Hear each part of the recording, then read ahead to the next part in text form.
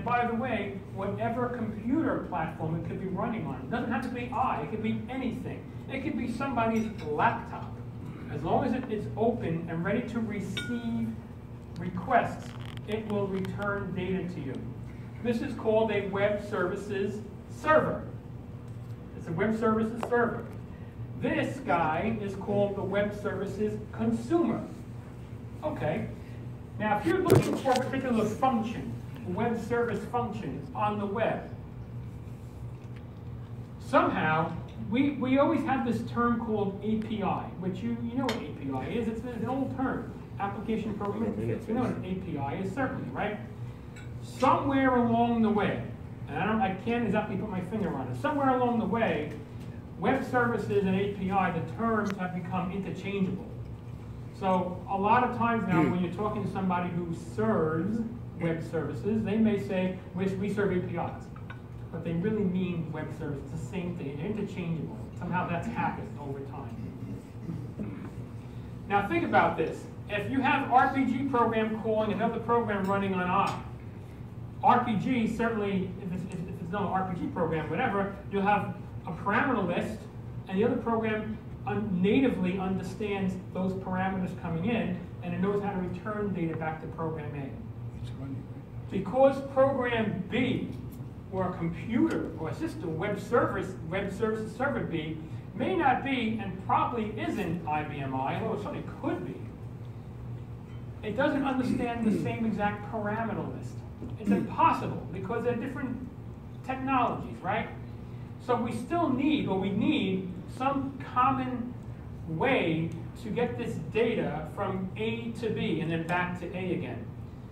And that's done in the transport level of TCP/IP. Now you got to consider this, that there are a lot of moving parts over here. This is a very simplistic view, but now we're engaging the internet, the cloud, as it's more commonly called, the cloud, TCP/IP. Think of the moving parts that are over here. Now I have my machine. Now I have my firewall. Now I have my ISP. Now I have this remote server over here. How many of these can be down at any one time? Well, they all could be, right? Technically, there's no rule saying that only one at a time could be wrong. Certainly, if server B is down and I make a call, I may never get a response. It's possible. Of course it's possible, right? Naturally. When you get involved with the world of APIs or web services, when you're calling these things, you need to now consider that, and you have to add extra layers of code to contend with these extra conditions that might occur. For example, you don't get a response ever. It may time out, for example. That's one condition. But it's not, you can't always be assured you'll get data back. More often than not, you will get data back, but you have to allow error checking in there. In the world of web services, again, we have this transport level. Now, this particular session, I'm going to focus on REST, R-E-S-T, which is an acronym, and you can see what it stands for. Representational state transfer. It's a fancy word.